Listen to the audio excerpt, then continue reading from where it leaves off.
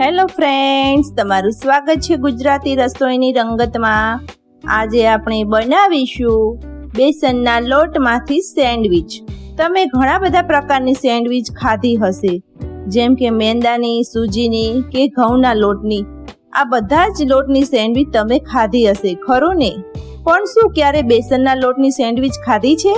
તો ચાલો આજે આપણે બેસનના લોટમાંથી સેન્ડવિચ બનાવીને તૈયાર કરીશું. આ રીતે બેસનના લોટની સેન્ડવિચ બનાવી ખૂબ જ સહેલી છે, અને જો તમે આ રીતે એકવાર બનાવી લીધી ને તો વારંવાર બનાવવાનું મન થશે. આ એકદમ ઘરની સામગ્રીમાંથી બની જાય છે અને એકદમ સહેલી છે. જો વિડીયો પસંદ આવે તો લાઈક કરજો અને વધુમાં વધુ શેર કરજો. હજી સુધી મારી ચેનલને સબસ્ક્રાઇબ ના કરી હોય તો સબસ્ક્રાઇબ કરી દેજો. તો ચાલો રેસીપી શરૂ કરીએ. તો સૌથી પહેલા ચીઝ સેન્ડવિચ બનાવવા માટે એક બાઉલમાં આપણે બેસન લઈશું, જેને ચણાનો લોટ પણ કહી શકીએ છીએ. 1 કપ જેટલો લઈશું. હવે બેસનમાં 2 થી 3 ચમચી જેટલો સૂજી ઉમેરીશું. આમાં સૂજી ચોક્કસથી ઉમેરજો. હવે સ્વાદ પ્રમાણે મીઠું ઉમેરીશું અને અડધી ચમચી જેટલો અજમો હાથમાં મસળીને આ રીતે ઉમેરી દઈશું. હવે આ બધી ડ્રાય વસ્તુને પહેલા મિક્સ કરી લઈશું.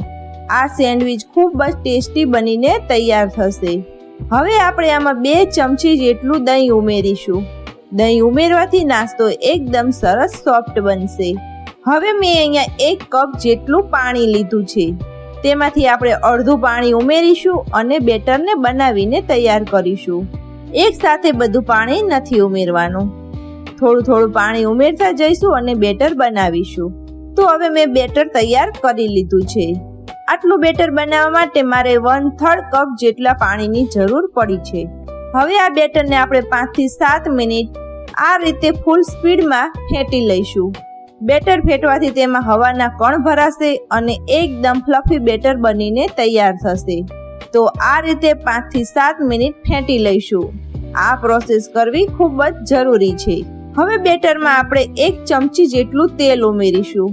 તેલ ચોક્કસથી ઉમેરજો, કારણ કે તેલ ઉમેરવાથી નાસ્તો ઠંડો થયા પછી ડ્રાય નહીં થઈ જાય અને એકદમ સોફ્ટ રહેશે અને આપણી બ્રેડમાં થોડીક શાઇનિંગ આવી જશે. તેના માટે 1 ચમચી જેટલું તેલ ચોક્કસ ઉમેરવાનું. તો જુઓ, આવું બેટર બનાવવાનું છે. હવે આ બેટરને ઢાંકીને 5 થી 7 મિનિટનો રેસ્ટ આપીશું. બેટરને રેસ્ટ અપાય ત્યાં સુધી આપણે સેન્ડવિચનું સ્ટફિંગ બનાવી લઈશું. તો સેન્ડવિચનું સ્ટફિંગ બનાવવા માટે મેં અહીંયા 1 નંગ ઝીણી સમારેલી કાકડી લીધી છે. તે આ એક બાઉલમાં લઈ લઈશું. હવે 1 નંગ જેટલી ઝીણી સમારેલી ડુંગળી લઈશું. 1 નંગ ઝીણું સમારેલું ગાજર લઈશું અને 1 નંગ ઝીણું સમારેલું ટમેટું લઈશું. ટમેટા સમારો ત્યારે બિયાનો ભાગ હટાવી દેવાનો. હવે અડધો કપ જેટલા મકાઈના દાણા લીધા છે. આ મકાઈને મેં પહેલા મીઠું નાખીને બાફી લીધા હતા. તે પણ આમાં ઉમેરી દઈશું. વેજીટેબલ્સ તમે તમારી ચોઈસ પ્રમાણે વધારે કે ઓછા કરવા હોય તો કરી શકો છો, અથવા આમાંથી કોઈ વસ્તુ ના હોય તો સ્કીપ કરી દેવાની. હવે આમાં સ્વાદ પ્રમાણે થોડું મીઠું ઉમેરીશું. મીઠું ઉમેરવાથી આપણા વેજીટેબલ્સ થોડાક સોફ્ટ થઈ જશે અને જેમાં વધારાનું પાણી હશે તે રિલીઝ થઈ જશે. હવે ઉપરથી થોડા કાળા મરીનો પાવડર ઉમેરીશું અને બધું સરસ રીતે મિક્સ કરી લઈશું. હવે સ્ટફિંગને થોડી વાર રહેવા દઈશું, એટલે તેમાંથી વધારાનું પાણી નીકળી જશે. હવે આપણું સેન્ડવિચનું સ્ટફિંગ એકદમ તૈયાર છે. હવે આને આપણે સાઈડમાં રાખી દઈશું. હવે બેટરમાં આપણે 2 ચમચી જેટલો ખાવાનો સોડા ઉમેરીશું. માત્ર 2 ચપટી જેટલો જ ઉમેરવાનો, તેનાથી વધારે નથી ઉમેરવાનો.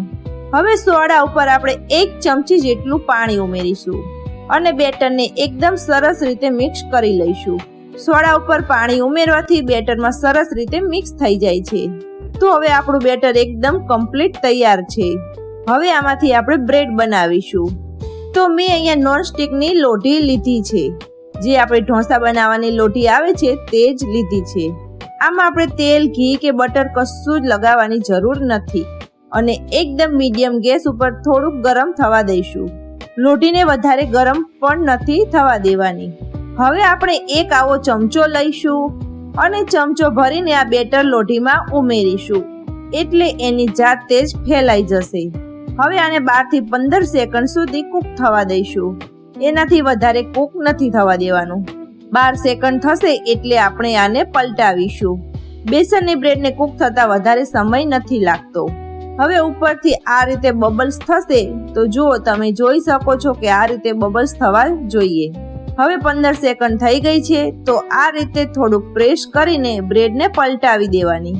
જો નોનસ્ટિકની લોટી હશે તો એકદમ આસાનીથી ઉખડી જશે. આમાં કશું જ લગાવવાની જરૂર પણ નહીં પડે. હવે આ બાજુ પણ આપણે 15 સેકન્ડ કૂક થવા દઈશું. આનાથી વધારે ઓવર કૂક નથી થવા દેવાનું, કારણ કે આગળ પણ આપણે સેન્ડવિચને શેકવાની છે, એટલે બંને બાજુ 15-15 સેકન્ડ કૂક થવા દેવાનું. તો બીજી સાઈડ પણ બ્રેડ કૂક થઈ ગઈ છે. હવે આને પ્લેટમાં લઈ લઈશું. હવે આ રીતે બીજી બ્રેડ પણ બનાવી લઈશું. જો બેટર એકદમ સરસ હશે તો તેની જાતે જ ફેલાઈ જશે. આપણે આને બિલકુલ ફેલાવાની જરૂર પણ નહીં પડે અને કૂક થશે એટલે આ રીતે બબલ્સ આવવાના શરૂ થઈ જશે. તો જુઓ, બીજી બાજુ પણ બ્રેડ કૂક થઈ ગઈ છે. હવે આને પણ પ્લેટમાં લઈ લઈશું. તો આ રીતે આપણે બધી જ બ્રેડને બનાવીને તૈયાર કરીશું. તો મેં આ રીતે બ્રેડ બનાવી લીધી. હું તમને એક બ્રેડ તોડીને પણ બતાવું છું, તો તમે અંદરથી પણ જોઈ શકો છો કે એકદમ સરસ સોફ્ટ બનીને તૈયાર થઈ છે. મેં અહીંયા 2 સેન્ડવિચ બનાવવા માટે 4 બ્રેડ બનાવી છે. બાકીની હું પછી બનાવીશ. હવે આપણે એક પ્લેટમાં બ્રેડ લઈ લઈશું. જે લીછો ભાગ છે તે નીચે રાખીશું અને બબલ્સ વાળો ભાગ છે તે ઉપર રાખીશું. હવે મેં અહીંયા કોથમીર મરચાંની એકદમ સ્પાઇસી ચટણી બનાવીને રાખી છે, તે આ બ્રેડ પર લગાવી દઈશું. તમને જેટલી ચટણી પસંદ હોય તેટલી લગાવવાની. અને બીજી બ્રેડમાં આપણે ટમેટો કેચઅપ લગાવીશું, એટલે આપણી સેન્ડવિચમાં કેચઅપની ફ્લેવર પણ આવી જશે અને તીખી ચટણીની ફ્લેવર પણ આવી જશે. એક જ સેન્ડવિચમાં બંને ટેસ્ટ મળી રહેશે. હવે આપણી ચટણીવાળી બ્રેડ છે તેના ઉપર આપણે સ્ટફિંગ બનાવ્યું હતું, તેમાંથી આ રીતે થોડું સ્ટફિંગ પાથરી દઈશું.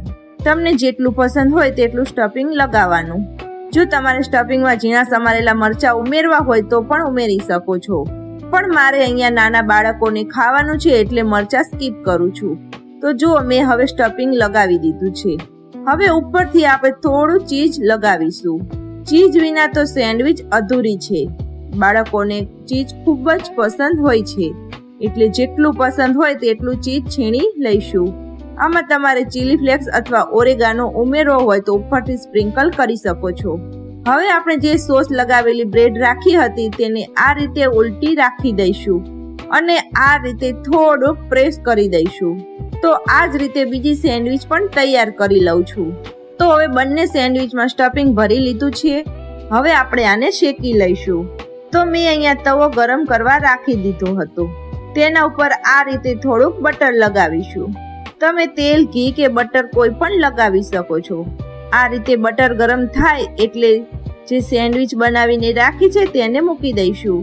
અને હવે આ સેન્ડવિચ ઉપર આપણે એક પ્લેટ રાખીશું અને તેના ઉપર આ રીતે કોઈ પણ વજનવાળી વસ્તુ રાખીશું, એટલે સેન્ડવિચ એકદમ સરસ શેકાઈ જાય. હવે 5 મિનિટ માટે ધીમા ગેસ ઉપર કૂક થવા દઈશું. તો 5 મિનિટ થઈ ગઈ છે. હવે આપણે સેન્ડવિચને પલટાવી દઈશું. તો આ રીતે હળવે હાથથી પલટાવી દેવાની. તો જુઓ, આપણી સેન્ડવિચમાં ઉપરથી સરસ બ્રાઉન કલર પણ આવી ગયો છે અને ઉપર થોડી ક્રિસ્પી પણ બની ગઈ છે. હવે બીજી બાજુ પણ 5 મિનિટ કૂક થવા દઈશું અને તેના પર વજન રાખીશું. તો જુઓ, આપણી સેન્ડવિચમાં ઉપરથી સરસ બ્રાઉન કલર પણ આવી ગયો છે અને ઉપરથી થોડી ક્રિસ્પી પણ બની ગઈ છે. હવે બીજી બાજુ પણ 5 મિનિટ કૂક થવા દઈશું. તો આ રીતે પ્લેટ રાખીશું અને ઉપર વજનવાળી વસ્તુ રાખીશું. હવે આપણી સેન્ડવિચ બંને બાજુ સરસ કૂક થઈ ગઈ છે. તો હવે સેન્ડવિચને પ્લેટમાં લઈ લઈશું. હવે બીજી સેન્ડવિચ પણ આ રીતે શેકી લઈશું. તો તેના માટે થોડું બટર લગાવીશું અને આ રીતે સેન્ડવિચને રાખી દઈશું અને 5 મિનિટ કૂક થવા દઈશું અને પછી પલટાવી દઈશું. તો આ રીતે મેં બંને સેન્ડવિચને સરસ રીતે શેકી લીધી છે. આ ઉપરથી એકદમ સરસ ક્રિસ્પી અને અંદરથી એકદમ સરસ ચીઝ સેન્ડવિચ બની છે. હવે આપણે આને કટ કરીશું. તો તેના માટે ધારવાળું ચપ્પુ લઈશું અને કટ કરીશું. તો હવે મેં સેન્ડવિચને કટ કરી લીધી છે. હવે તમને અંદરથી પણ બતાવી દઉં. તો જુઓ, આપણી આ સેન્ડવિચ કેટલી મસ્ત બનીને તૈયાર થઈ છે. અંદરથી ચીઝ પણ એકદમ સરસ રીતે મેલ્ટ થઈ ગયું છે. આપણી સેન્ડવિચ અંદરથી સોફ્ટ અને બહારથી સરસ ક્રિસ્પી બનીને તૈયાર થઈ છે. તો તૈયાર છે આપણી આ બેસનના લોટની ટેસ્ટી સેન્ડવિચ. તમે પણ ઘરે આ રીતે ચોક્કસ ટ્રાય કરજો. આ સેન્ડવિચ તમે લંચ બોક્સમાં પણ આપી શકો છો. તો તમે પણ ઘરે ચોક્કસ ટ્રાય કરજો. તમને આજની મારી રેસીપી કેવી લાગી તે કોમેન્ટમાં જરૂરથી જણાવજો. હજી સુધી મારી ચેનલને સબસ્ક્રાઇબ ના કરી હોય તો સબસ્ક્રાઇબ કરી દેજો. બાજુમાં રહેલું બેલ આઇકન દબાવજો. તો ફરી મળીએ એક નવી રેસીપી સાથે. ત્યાં સુધી બાય બાય. જય શ્રી કૃષ્ણ. જય માતાજી.